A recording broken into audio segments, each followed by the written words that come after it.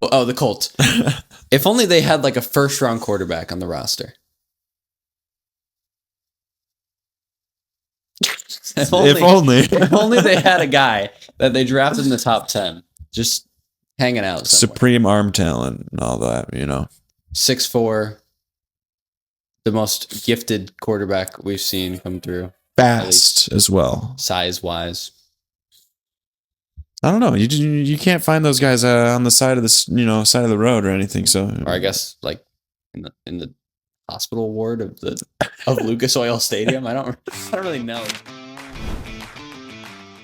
Hello, everyone. Welcome back to another episode of the podcast, Field Goals and Forecast, presented by Afterthought Sports. Now on WSBU 88.3 FM, The Buzz. I am Ryan Adio, alongside my great co-host, as always, Mr. James Derrick. And Week 14 of the NFL has just passed us by, and it was a pretty good one. I mean, fantasy-wise, not really. I mean, we kind of talked about this before the show, just off air. Not a lot of high-scoring players at all, but otherwise, thought it was all close games as expected. But kind of just initial thoughts from this Week 14. It was Week 14. Yeah. No, sorry, I had no reaction. Final week of fantasy. Week. Yeah. Right. How's your teams looking? Well, in my league with my friends at home, I clinched the first seed in the playoffs. There you go. And we're feeling great. Yeah. Here, among my fellow Afterthought Sports colleagues, yes, thank you. I was eliminated from playoff contention this past week. Yeah, Cheese Pizza has unfortunately fallen out of the playoffs. Yeah. I don't want to brag, but I'm the number one seed at home, number one seed here. I'm in 4 separate leagues, and I'm the 1 seed in all of them except one where I'm the 2 seed. Like, I don't play fantasy this week. I must have known something. I don't know. That's a not relatable problem. I don't know if for a lot of people. This makes me more qualified to talk to you or not, but I think, it definitely makes you qualified in terms of like draft stuff, fantasy draft stuff. Yeah, you had to have drafted well. I had to have in done at least something. 4 leagues to do well. But no more of that. Let's talk about the Buffalo Bills. Obviously, the Bills beat the Bengals in a thriller at Highmark Stadium, a snowy thriller at that. Our first snow football game, I believe, of the season, like real snow. Football. Yeah. Just an offensive back and forth battle in the snow, which made it even more surprising to me. But, Bills win 39-34. So Bengals defense allows 39 points. Bengals offense puts up 34 points and loses. Seems like a common problem for both teams, honestly. But finally beat the Bengals. Previously 2-0 with Joe Burrow against the Buffalo Bills. Josh was 22 of 28, 251 yards, 3 touchdowns. James Cook at about 80 yards on 18 carries. Dawson Knox, 82 yards, the leading receiver. Not what I expected with Kincaid back, but I'll take it. I'll take it. You'll take that. And of course, Allen breaking some records. I got to zoom in because I can't read. Josh Allen is the first player in NFL history with at least 250 passing yards, 75 rushing yards, 3 touchdown passes, and a rushing touchdown in 2 career games. Previously accomplished that feat in Week 14 of 2024. He's also has 22 touchdown passes and 12 rushing touchdowns this year, and is the first player in NFL history with at least 20 touchdown passes and 10 rushing touchdowns in at least 3 career seasons, 2023 through 2025. I got some more. Let's hear it. Josh Allen has 50 career games with both a rushing and passing touchdown, the most in NFL history. And Josh Allen, who had 83 passing yards, 22 touchdowns, and 12 rushing touchdowns, is the first player in NFL history with 3,000 passing yards, 20 touchdown passes, and 10 rushing touchdowns in 3 consecutive seasons and 3 career seasons. Josh Allen's the first player to do this, and this. Do this every week. I got this email and was like, all right, Josh has got a whole essay written about him here. Yep. But wrote it down. I think defense was the big thing in this one. Just didn't show up for either side. I mean, I shouldn't say the big thing. Offense, back and forth, but we talked about that. Do you think the Bills defense, let's say this happens sometime in the playoffs, do you think the Bills defense can always keep up like this? There's so many times when I'm watching the Bills play a very good opponent, And I'm just like in my head, I'm like, oh my God, we're on defense. They're just marching down the field. And I'm like, a pick six. Yeah. We just need a pick six, like it's never going to happen.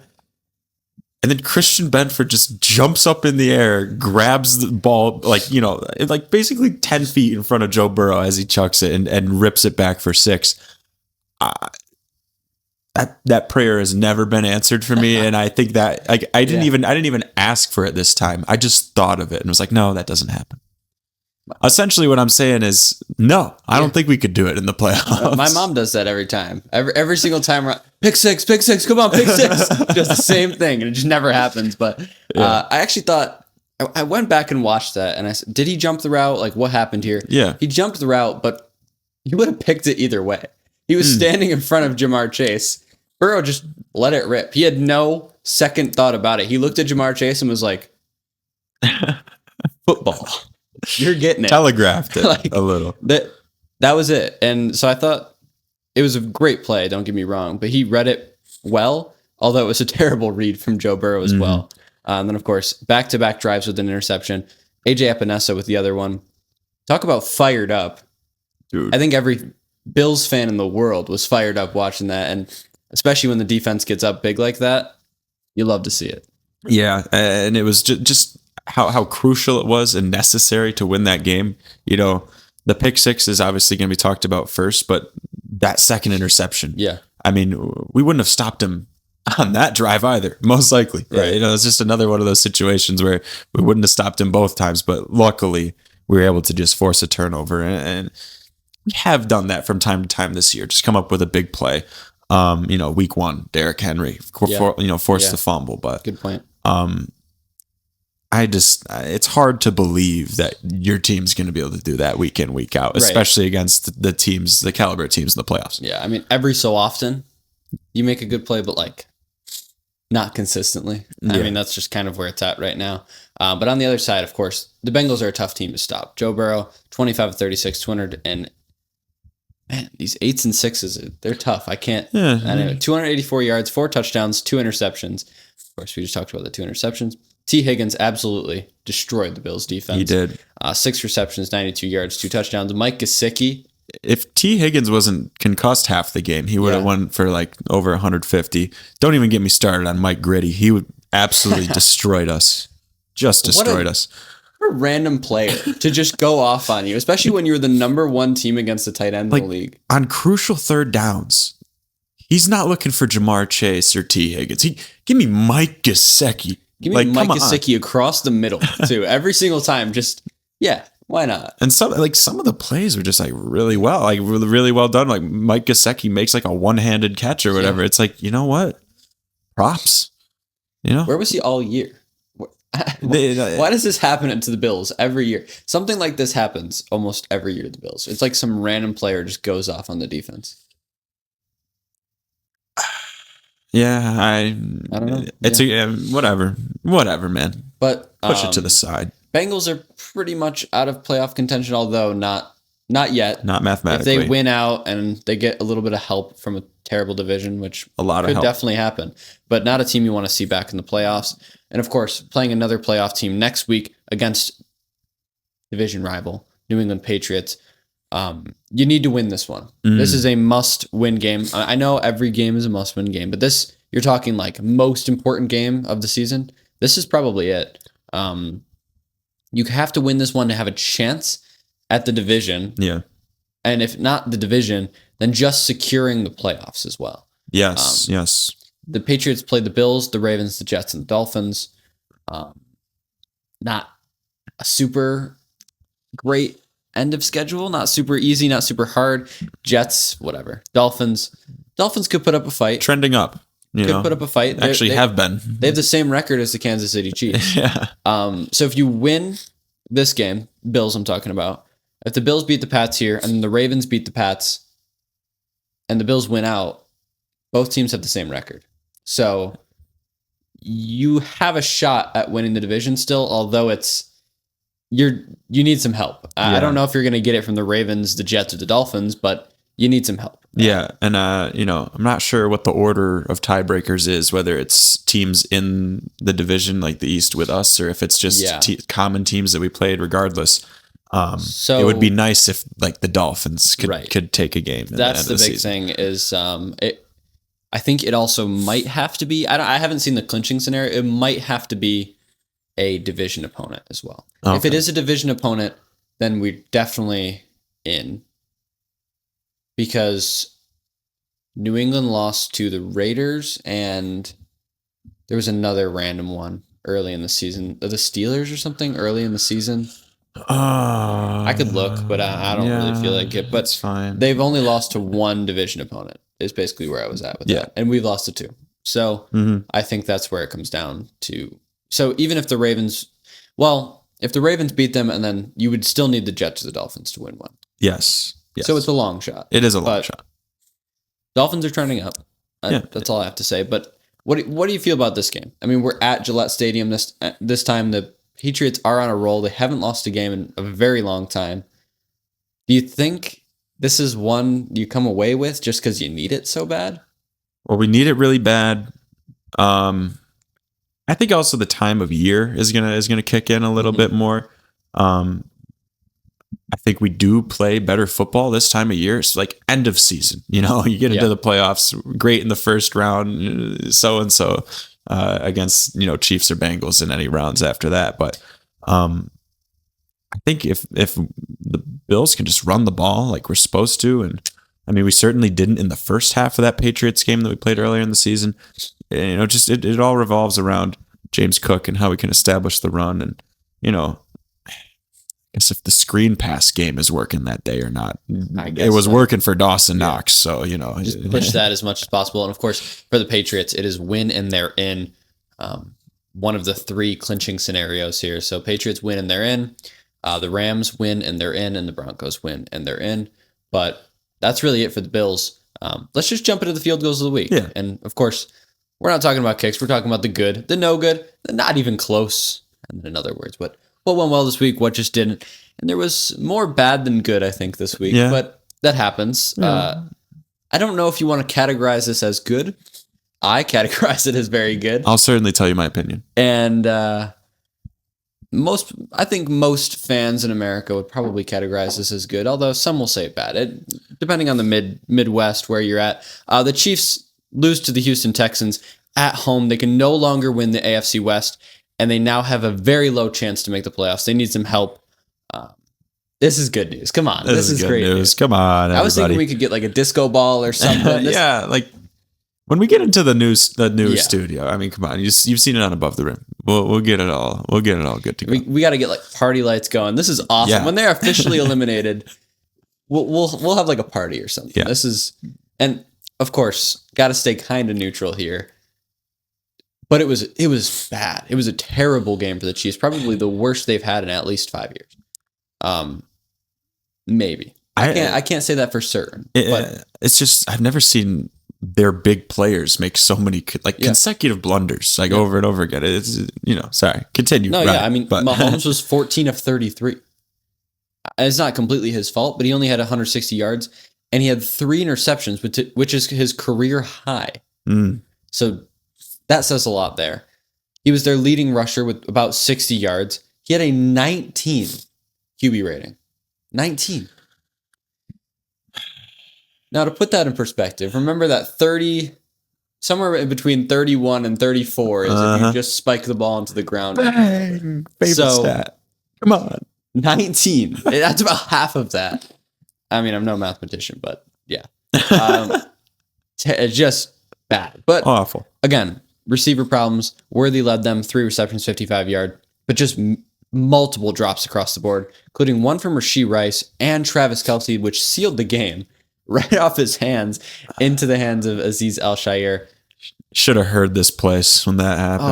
Oh my goodness. Like I was thrilled. I would say that Travis Kelce is like one of my least favorite players, especially being a Bills fan. Just can't stand the guy. Really nothing against him, but man, I can't stand you. If you come to me outside of this recording, I'll tell you why, but I don't want to say it here. Only 8 yards for him on 1 reception. Of course, you would have had more if He caught that pass. didn't stink. I have this here. I think Travis Kelce should have retired.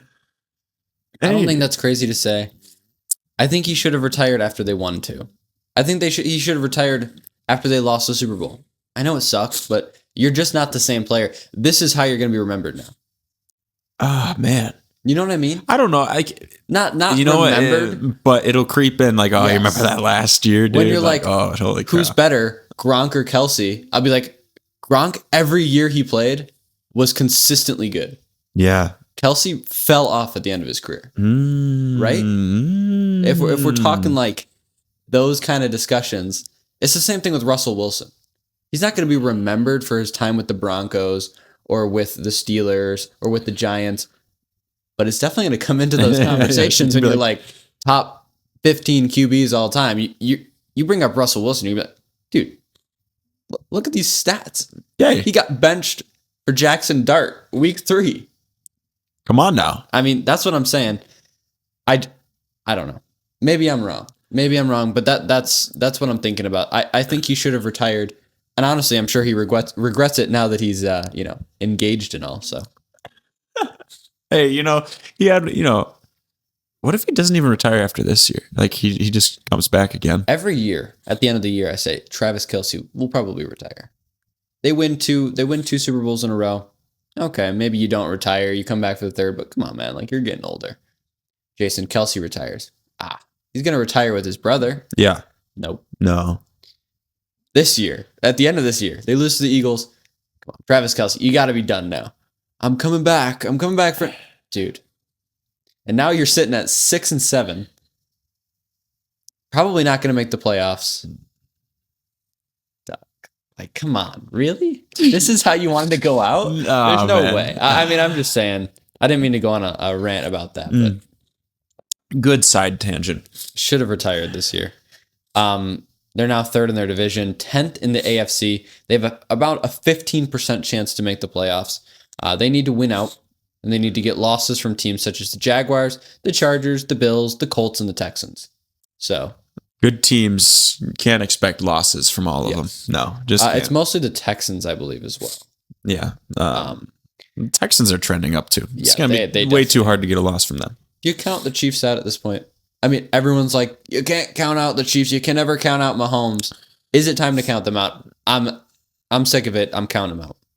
Yeah, I'm gonna count them out.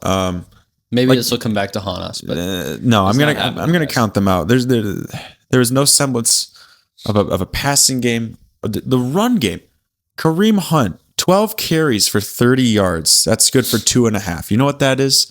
That's snap the ball to Kareem Hunt and just dive into your own guys. Okay, that's what that 1 is. yard run up the middle. Isaiah Pacheco, 9 carries for 30 yards. That's just over 3 yards a carry. Like, Mahomes was your leading rusher. Yeah. And he had to take it into his own hands. He's not like Lamar Jackson or Josh Allen. He's not even close to either of those guys when he gets into the open field. He runs when he has to. Yeah.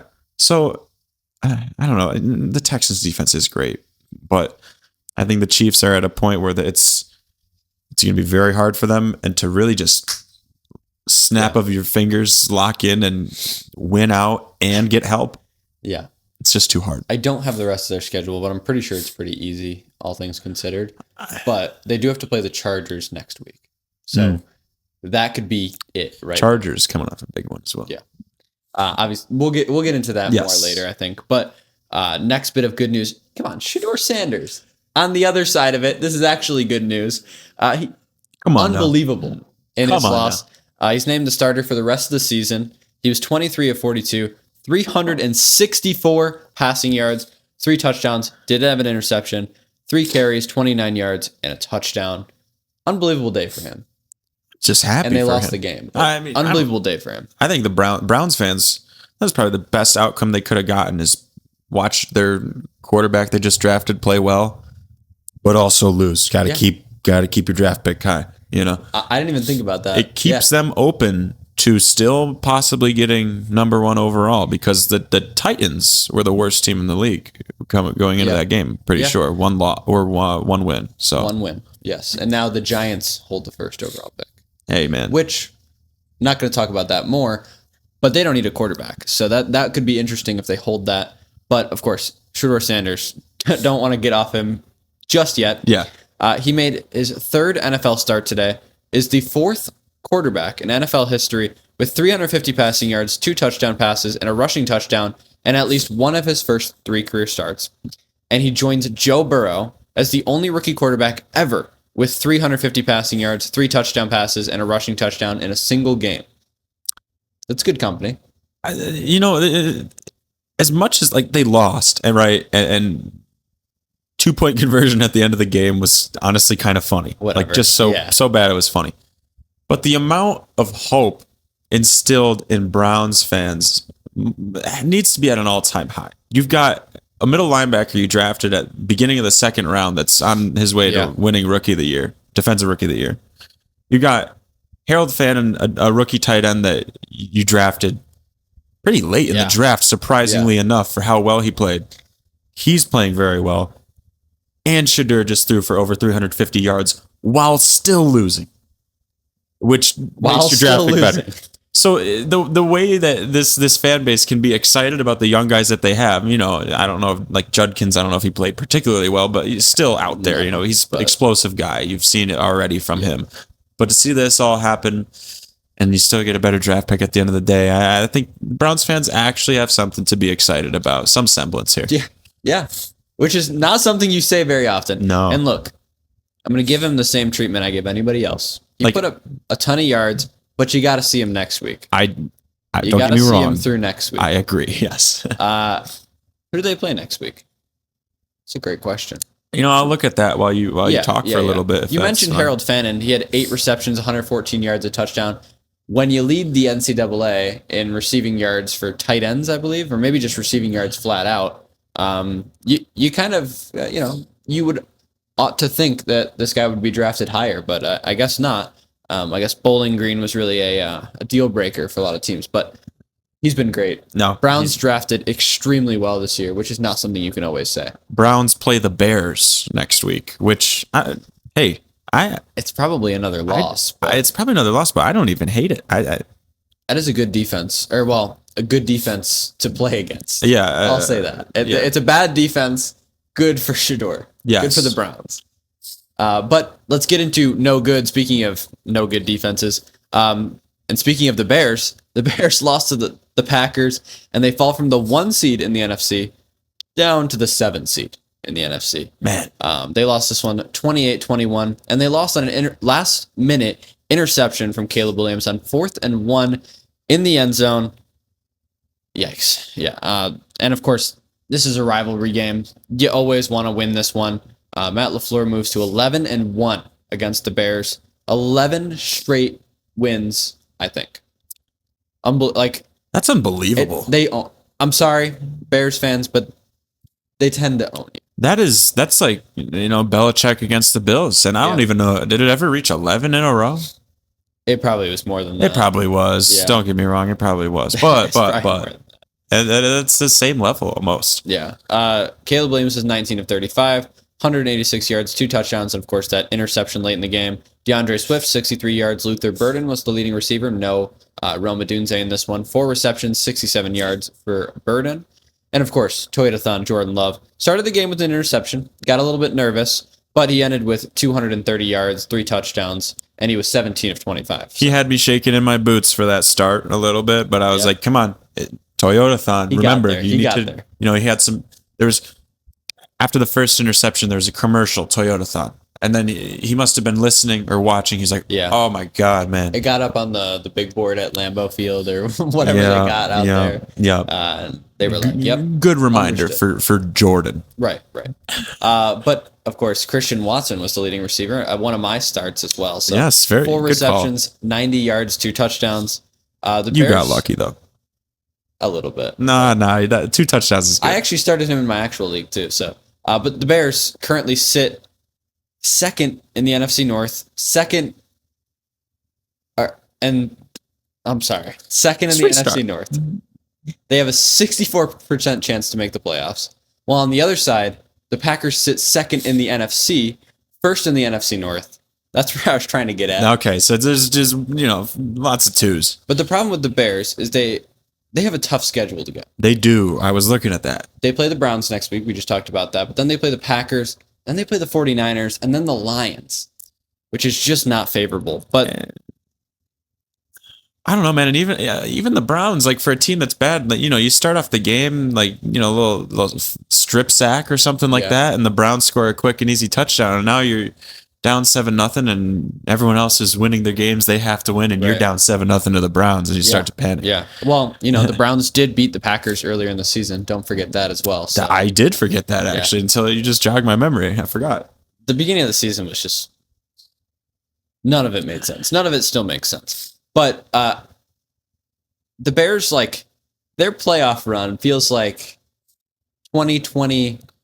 Was it 2023? Aaron Rodgers came out against that game in the Bills, tore his ACL, out for the season, or tore his Achilles, out for the season. That was 23, I think. Yeah. 23? Yeah, we were freshmen. Yep. Yeah. So that's the Bears' playoff run right now. They were sitting at the top of the NFC. And now they're the 7th seed. And now they might not even make the playoffs. Yeah, so you're gonna have to show Bears fans like a clip of like Sports Center, like from that week where they were number 1 in the NFC. Like they got Stephen A. talking about, these are the Bears, and they'd be so confused. Like, what are they talking about? We didn't do anything in the last like 5 years. I don't know. It'd be fun. Yeah, it's a little disappointing. I won't lie, but that's really it for the NFC North. There's too much going on there to talk about it for too long. But man, and I can't believe I'm saying this, but the Commanders just got stonewalled by the Minnesota Vikings and J.J. McCarthy. They put up 0 points. Commanders put up 0 points. They got eliminated from the playoffs. Reminder that they made the NFC Championship last year. I'm just saying. Yeah. Of course, Jaden Daniels got re-hurt in this game. He went 9 for 20, 78 yards, and interception. J.J. McCarthy was the better quarterback somehow. I mean, not somehow. I know.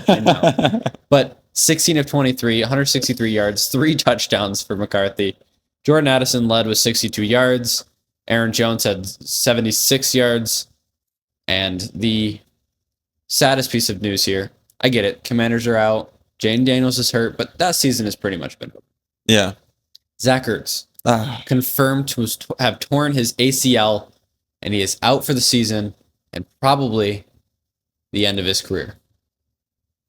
Man, like that's what sucks, because you injure your ACL at the end of a season, year-long recovery. You're missing next year too. Most of it, yeah. And now the next time you can play football again is maybe 2 years. And Zach Ertz, he doesn't have that. I don't think he has that kind of time. Not saying he can't do it. I'm sure. I mean, he's had a wonderful NFL career. I feel like I've been aware of the fact that Zach Ertz is a tight end in the NFL my entire life. You know what I mean? Yeah. Like I feel like he's just been there. I mean, he was great. Super Bowl winner.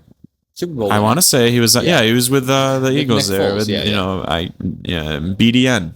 Yes. Nick Foles. Yes. But it's just a shame. You hate to see it. But that's really all I have from that game. I don't want to talk about J.J. McCarthy. That's fine. The defense is bad. The Commanders' defense is bad. The Vikings' defense in the hand is very good. But honestly, the Zach Ertz injury could be in the not even close. But let's get into the not even close. Not even close. The Daniel Jones injury is also there. Now, this one means a lot, right?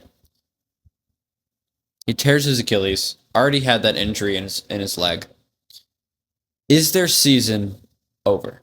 Look, I know that they just signed Phillip Rivers, but are we really going to watch a Phillip Rivers commanded team go to the playoffs and make a splash, or even go to the playoffs? It's going to be really hard too. I just don't think so. Or Riley Leonard led team. No. What if Riley Leonard comes in and plays really well? What do the Colts do? if he plays, like really, I mean, defined really well, right? If he comes in and just undefeated, 200 yards every game. Oh, dude, yeah, you're good. Riley Leonard's franchise quarterback. No. But like, see, like that's the problem. Like, what do you do if he starts playing well? Crazier things have happened. I mean, look at the circumstances under which really any quarterback first got their footing in the NFL. I'm sure you'll find a lot of stories like that. I don't know enough about Riley Leonard to tell you if he's guaranteed success or not if he plays, but he didn't look horrible actually when he did play. He really didn't. And the Jags defense is good. I mean, it's a tough game to come into. I think Phillip Rivers will definitely be the starter. I mean, at least I would think so. I'm surprised he's not like having another kid or something. He has a grandkid now. Did you know that? He's a grandpa. 44-year-old grandpa gonna take the Colts to the playoffs? G-Pa. No, I just I'd don't take think him over Bryce Young. No, I'm kidding. You got to stop that, man. You got to stop that. Didn't end well last time. James is so stupid. Sorry. Shout out to that guy. Genuinely, that made me laugh. So thank you. I hope he's watching. But yeah. I don't even remember what I was talking about at this point. Oh, the Colts. If only they had like a first-round quarterback on the roster. If only they had a guy that they drafted in the top 10, just hanging out somewhere. Supreme arm talent and all that, 6'4", the most gifted quarterback we've seen come through. Fast as well. Size-wise. I don't know. You can't find those guys on the side of the side of the road or anything. So, or I guess like in the hospital ward of Lucas Oil Stadium. I don't really know, but wherever they're kept, I don't know when Anthony Richardson comes back, but that could be another option for them. Although I just don't see it happening. Yeah, I remember when we were watching that game, I kind of forgot that Anthony Richardson was injured. Dude, I was like, oh, we get to see some Anthony Richardson. There's no way anybody remembered that. I'm sorry, but no, I definitely didn't. So. Yeah. And then final bit of not even close, just a very surprising win. The Buccaneers lose to the Saints 24-20. Baker was terrible. Under 50% completion, 122 yards, touchdown to interception. Chris Godwin led with 55 yards. Emeka Egbuka had 15 yards and a crucial drop to not really lose them the game, but definitely would have won them the game if he caught it. Are the Bucs choking? Are they going to make the playoffs? They're trying to choke right now. As best as they could. As best as they can. Like you mentioned, that drop. Man, Egbuka's on my fantasy team in afterthoughts. I would have been eliminated anyways, but that play would have won me my week, I'm pretty sure. It was a pretty big play. Yeah. Team has and really that's why I'm so pissed about this. Yeah. No. Yeah. Has really fallen flat, though. Like the Buccaneers, seriously. Honestly, aren't even playoff contenders in my mind right now. Like the Baker MVP was rolling strong through 5-6 weeks of the season. And there's just no semblance of that anymore at this point.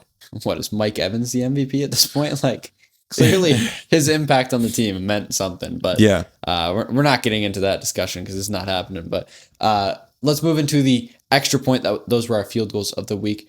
And we're talking about the Bucs not making the playoffs, but who is going to make the playoffs, James? Let's do some playoff predictions here. You want to go first? You want me to go first? I mean, I can start things off. All right, start with the AFC. Let's start with that. AFC, I say the Broncos are going to hold on to that number 1 seed because I think the Patriots probably.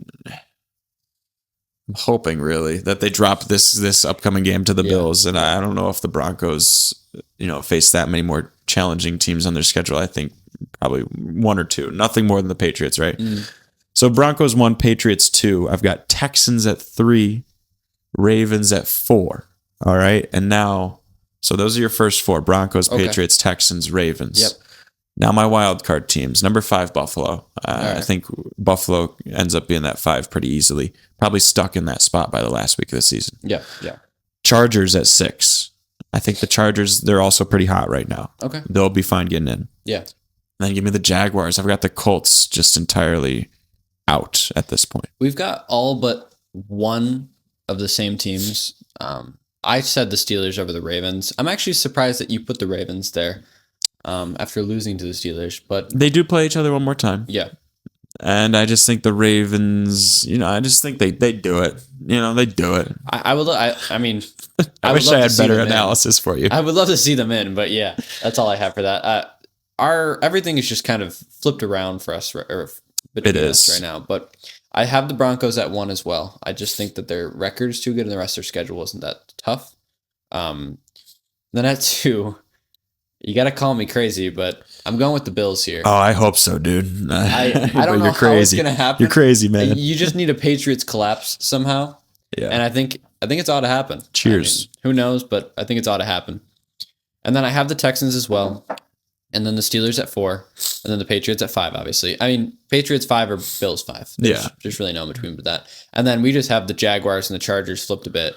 I have the Jaguars at 6, Chargers at 7. Okay. All right.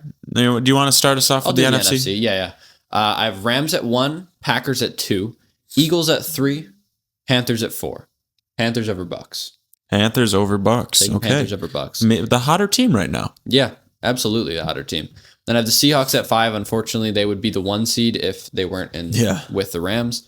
The Lions are going to make it for me. They're in the 6th seed here. I think they can win out the rest of their schedule. And then I have in the 7th spot, I'm going to go with the Bears. It's either Bears or 49ers, and they play each other week 17. So the winner of that will probably make the playoffs. Okay. All right. The NFC is too tough. It is really, really tough. It's very tough. I was also like, oh man, who do I go with a lot of these spots? I think like Rams Seahawks, that's one of those things where it really could go either way. I think the Rams finished the season out strong. I also think the Eagles finished the season out a little bit stronger. They were bound to win that game against the Chargers last night before Hurts threw that interception. Yeah. That's a game they got to win, but I think they do a good job of playing with a chip on their shoulder, improving from weeks prior, especially after they come up short. I think the Eagles get the second most wins in the NFC by the end of the season. Well, interesting. Third most, right? But the second seed. Yeah. Because I imagine the Seahawks have a really good record as well. I've got Packers at the 3 seed. Okay. And I do have the Bucks winning that division, different from your Panthers, but it's all the same. I mean, it's all the same. They're first round exits regardless. So. 5 seed Seahawks. And then I go 49ers at 6. And give me the Lions in the 7th seed. I've got the Bears totally dropping out. I'm just not a fan of the Niners, honestly. I don't know why. I'm not either, but they win. They just win. They do win. Yeah, Christian McCaffrey is why, actually. They simply win. They just do better than other teams. There's just nothing else you can say. I'm actually very surprised at Eagles at 2. Really? You don't think like they could win out? What are the Eagles at this point? They're 8-5. 8-5. They've got the Packers ahead of them at 9-3 in terms of division leaders. Okay, I thought it was a bigger gap than that. It's just a one game. It is 9-3-1. That is Packers have to lose 2. Eagles have to win 2. I still think it gets messy enough. Maybe I mean, anything can happen. But that's our playoff predictions. Let us know what you guys think about those. And of course, we also have some awards, but we tended to agree on all the awards. So we just have a combined field goals and forecasts, 2 early award ceremony.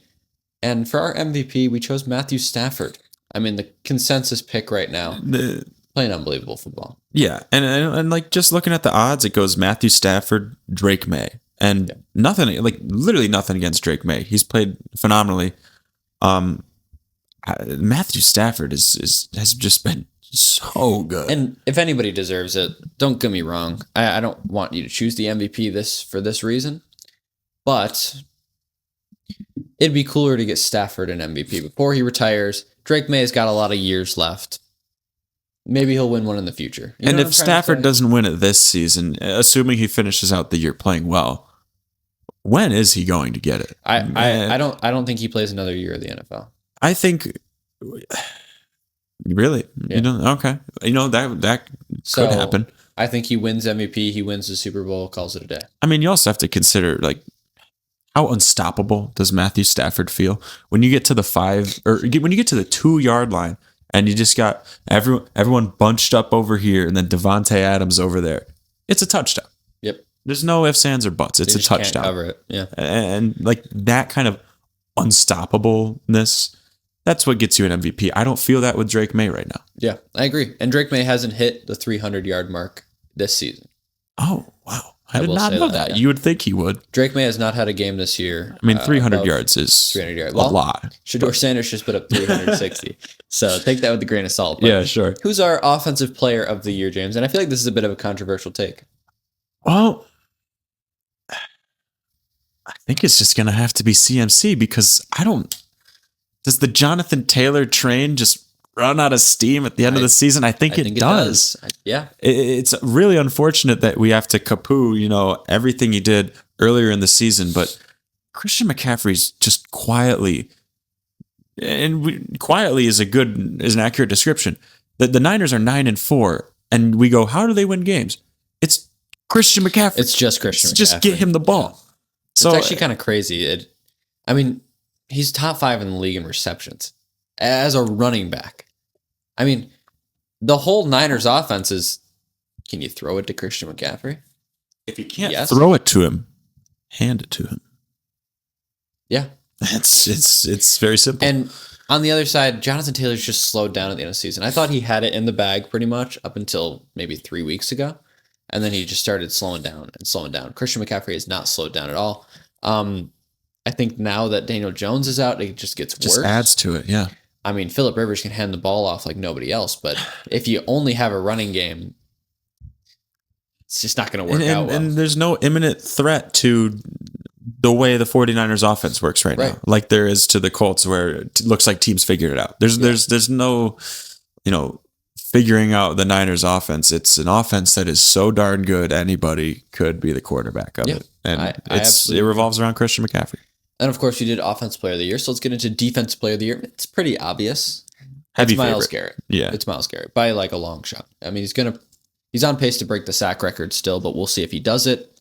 Not much more I can say. At least the Browns can get something out of this season. A few things out of this season. Actually, sorry, not to derail this segment at all, but I just keep thinking back to when he signed that extension or signed the contract with the Browns.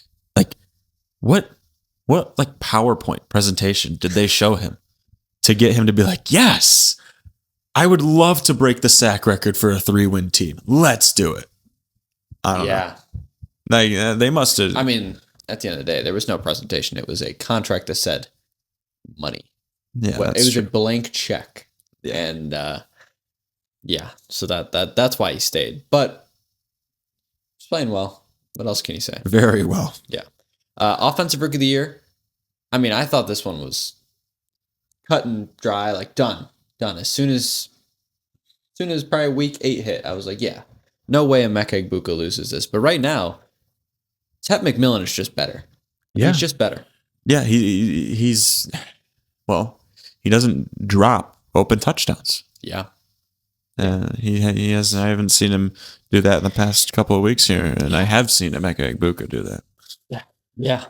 You're telling me. Well, actually, I'm telling you as well. And then Defensive Rookie of the Year. I mean, again, heavy favorite for Carson Schwessinger. Good. Tried my best with that one, but I also want to shout out James Pierce Jr. He's playing extremely well, but he's not going to win it. Not good enough to win the Defensive Rookie of the Year. I forgot what the odds actually are. Carson Schwessinger is running away with it. Yeah, he's like minus 1,000 probably. But then Comeback Player of the Year, despite his Achilles injury, I think it has to go to Daniel Jones. Who else could you see winning this? I don't know. No one really jumped into my brain like, oh yeah, that guy, obviously. If Jonathan Taylor wins Offensive Player of the Year, maybe Christian McCaffrey. Maybe Christian McCaffrey. I was, when I wrote down my Comeback Player of the Year, I was not as sure about, Danny Dimes. I wrote Danny Dimes with a bunch of question marks because he did literally just tear his Achilles. Yeah. I don't know if that's the official report, tear, or if it's like whatever. It's his Achilles. Tear, but he still played well enough in the beginning part of the season. He had MVP hype at one point. We'll leave it at that. Leave it at that. Those were our awards and our playoff predictions. Let us know what you guys think about those in the comments. But let's move into our fantasy starts and sits. I am 38-32 in my starts, 46-24 in my sits. I was 4-1 in starts last week and 5-0 in sits. Bang. That's pretty darn good. Bang. Good job, Ryan. Yeah. There's a reason I'm the number 1 seed in fantasy. Yeah, in most of your leagues. Yeah, all but one. Good job, Ryan. I'm sorry. I did 3-2 in starts last week. That's positive. Yeah. And then 5-0 in sits last week, There which, as we mentioned, a lot of the fringe guys that you're like, start, sit.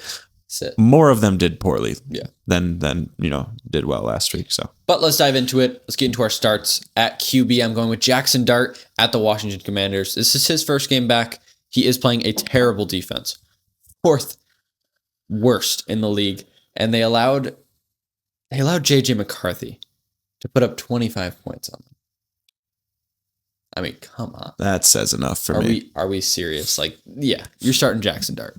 Yeah. A defense that's fallen off, and understandably so. They were big time sellers at the deadline. The New York Jets defense has just fallen off, and Trevor Lawrence is going to play them this upcoming week. And while I don't always have faith in Trevor Lawrence fantasy wise, I do against the New York Jets this week. I think they'll be able to move the ball pretty well in all facets of the game, and that'll probably translate to some Trevor Lawrence touchdowns. He's not excellent, but he is averaging about 20 points a game, so he's very, very solid. Mm-hmm. And then, of course, wide receiver, Terry McLaurin, for the second week in a row, I'm telling you. Well, last week I told you to sit him. Yeah. This week I'm telling you to start him. You said start him last week. I said sit him last week, but if he had 6 targets at halftime, he was on his way. Jaden Daniels got hurt, and Jaden Daniels is still hurt. And they're playing the Giants, though. Mariota is at least very consistent.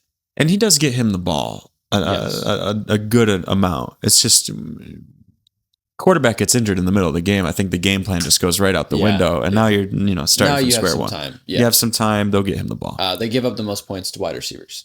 Or 5th most points, to wide receivers. You know who gives up the most points to wide receivers? The Dallas Cowboys. The Dallas Cowboys. So start Jordan Addison. Enough said. Actually, quick point wanted to make before the show. I almost wanted to put Justin Jefferson on here as like a start. That's fair. He is wide receiver in PPR. He's wide receiver 25. Man. If you have a 12-man league, 25 is bench. Yeah. I mean, I guess that doesn't include flex, but like in theory, at the wide receiver position, 25 is bench worthy. It's not his fault, but yeah, just thought it was worth mentioning. Justin Jefferson is someone that we could put under starts because you can't assume he starts anymore. But anyways, Jordan Addison against Dallas. And you still didn't want to say start him. Well, so. No. Yeah, but anyway, running back, I'm going to say Woody Marks at Arizona. They give up the 5th most points to running back. They allowed Kyron Williams to go crazy. They are tied right now, Arizona, with the Bills for worst rush defenses right now. It's funny. They give up as much rushing yards as the Bills. That's a phenomenal transition to me saying start Trevion Henderson. Yeah. He's playing the Bills. Yeah. I don't really care about workload. People hit home runs against the Bills. He's a home run hitter. He could hit one. And this one, my tight end spot is a bit risky, but I'm going to say Mason Taylor at Jacksonville. They give up the 5th most points to tight end, and I don't know who's going to be under the helm for New York, but he's got to be a safety blanket to somebody. Yeah. I'm going to go Isaiah Likely at Cincinnati, and I almost went Mark Andrews, but I don't know if he's even been there for the past couple of weeks. And actually last time the Ravens played Cincinnati, which was literally just a couple of weeks ago, Isaiah Likely got the larger end of the target share there. He's a better just run after catch tight end than Mark Andrews is. And he fumbled in that game. So without the fumble, I think he had a pretty solid week. I'd say Isaiah Likely is probably the better start of those two. Not at all. And if you need someone, he's probably in the free agency. He probably is. And then, of course, our flex, I'm going to go with another tight end here. I'm going to go with Darren Waller against Pittsburgh. They give the 3rd most points to tight end. And Waller is very hot and cold. So, again, another risky start. Yep. But he's either going to put up 20 or he's going to put up 4. And I think this is the week he puts up 20. Hopefully. Well, hopefully the Saints can get the ball to, either Alvin Kamara or Devin Neal. I'm kind of hoping Devin Neal at this point. He's played a little bit better. But against Carolina, they gave Alvin Kamara 22 carries. Yeah. Devin Neal, I think, had like 3 or 4 to back that up. They ran the ball 25 times. And they won that game 17-7. Bryce Young lost to the Saints, scored only 7 points. Yeah. Just saying. I don't know if Joe Flacco would have done that. Lost to the Cardinals too. Yeah. But they've got some great wins. Yeah. But anyways, Devin Neal, he scored like 17 points last week. If Alvin Kamara does come back, I think I'm just as comfortable playing him. The problem would be if he came back and they split. That would suck. Yeah. Just hope it's one or the other, and I think you should be good, sustainable enough against Carolina. Do you remember last year when every time a running back would play the Panthers, we would say to start them? Mm-hmm. Panthers defense is very similar to the Bills. They just can never stop the run no matter what. But let's get into our sits. That explains why the Falcons lost to them twice, obviously, right? Because you guys can run the ball so well. Anyways, our sits. Let's start with the QB. Patrick Mahomes at the Chargers. We just watched them put on a clinic against Jalen Hurts and the Eagles. They give the second least amount of points to QB, and wide receiver and O-line for the Chiefs is very bad. Very bad. Good point. Dak Prescott against Minnesota. It pains me to say sit him because I don't know if it's going to work. Like, it's risky. Minnesota. Mahomes is also risky, but yeah. Minnesota comes into this third least points to fantasy quarterback so far this season. I kind of see Dak Prescott as someone who's matchup proof and will probably dominate no matter what, especially considering how well Minnesota does against the run game. I'm not confident in this one, but I think you can still sit him just because of how well they've played in general. He is QB4 though. Yeah. Just know that if this doesn't work out, I was not feeling great about it anyways. All right. Anyway, let's get into wide receiver. I'm going to go with Michael Pittman. I felt like this was an obvious decision at Seattle. They give the third least amount of points to wide receiver, and they have no quarterback. Pittman has been pretty bad as well. Yeah, another obvious decision, at least for me. Chris Olave against J.C. Horn. Yeah. With Tyler Shuck thrown to him. Tyler Shuck has played well, but I just don't think Chris Olave is a matchup-proof kind of guy with Shuck at quarterback. And then running back, I'm going to go with James Cook at New England. They just have the best defense in the league against running back. The last time they played New England, he had 4.9 points. Okay. I think he's going to be more involved, but I still don't think they're going to just let him go loose. Okay. I don't mind that. That's what I'll say. I'm going to go Rico Dowdle. I love to stay in this game, but Rico Dowdle against New Orleans, I like the fact that it's a division matchup. And since Dowdle and Hubbard have been healthy, they've been very comfortable being a team that runs the ball like 30 times. Like, they are very comfortable just getting their running backs the ball. And I think Dowdle will get enough volume in this game to be sustainable. Giants, Commanders, and Saints, Panthers are two games that people would probably not care about as much if fantasy football did not exist. Yeah. I'm just saying. A lot of fringe guys. But of course, tight end. I'm going to go with Dallas Goedert at Vegas. No real reason except for Vegas has the fourth best defense against the tight end. And that's really it. I mean, it's risky. Goddard's pretty consistent, but he's all right, pretty good. But I'm going to subscribe to your ideology when it comes to that Chiefs-Chargers game. Sit Travis Kelce. Yeah. He just made the worst play of his career this past week. Not even unk.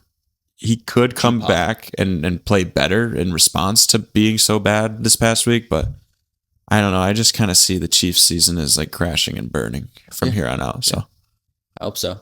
And then finally, our flex. I'm going to go with Kyron Williams. He had a great game last week. I like this sit. And it's tough to say sit him, but he's so wishy-washy. And he plays Detroit, which is the fourth best defense against the running back. Hutchinson is great. They limited Javonte Williams as well last week. Yeah, I paid close attention to that last Rams game, and something worth mentioning is that Blake Corum is getting a decent amount of the workload at this point, and some of the red zone touches as well. Mm-hmm. So I think that, combined with the fact that they're pretty good against the run, I actually don't hate that sit. I was going to put it myself until I realized this guy, he's so on top of it. Yeah, what can you say?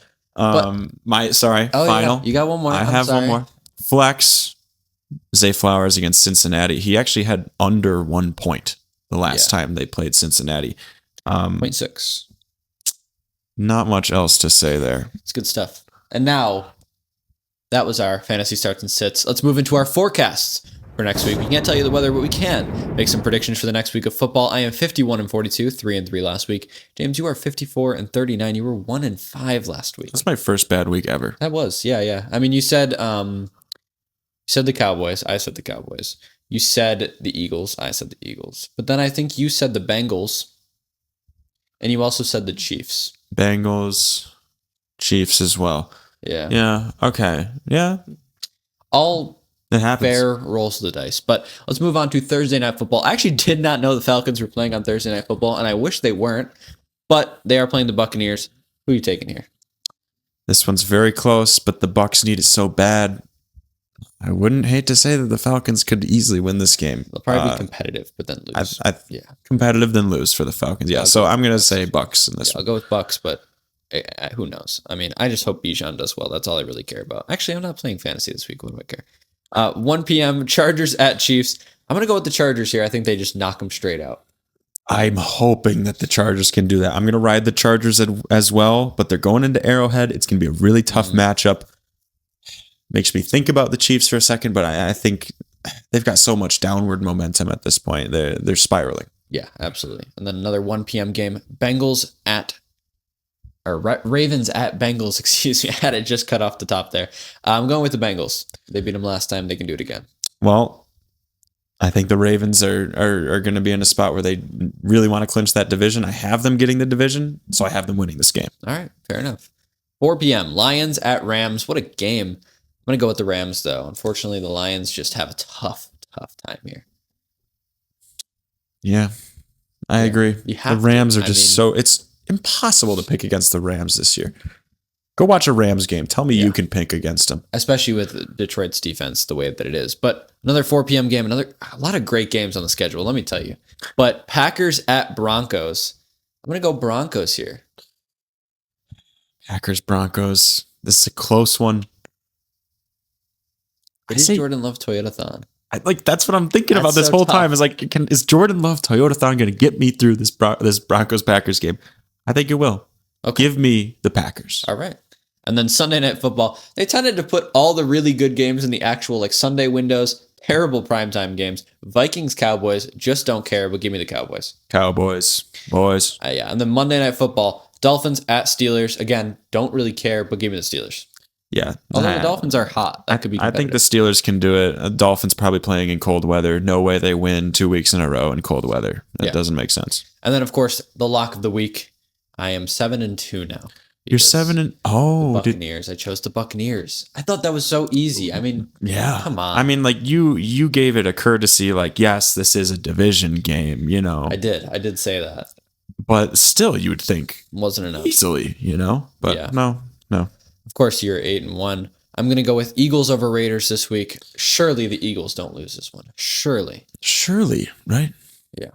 I don't know. The Raiders beat the Patriots. They did beat the Patriots. We talk about that a lot. This is a different Raiders team. Yeah. I'm going to say Texans over the Cardinals. That's the other blowout game on the schedule, There's much. Also 49ers Titans. There is that one I'm just throwing that out there. But there's no way the Titans win 2-0. Maybe the Titans are red hot. Oh, dude, red hot. Just came off a win against the Browns. Big. One of those three. Hopefully all three are wins. But that will do it for the lockup week. And that will do it for our show. Thank you guys so much for watching. We will see you all next week. Take care. Go watch some football. Bye. Peace.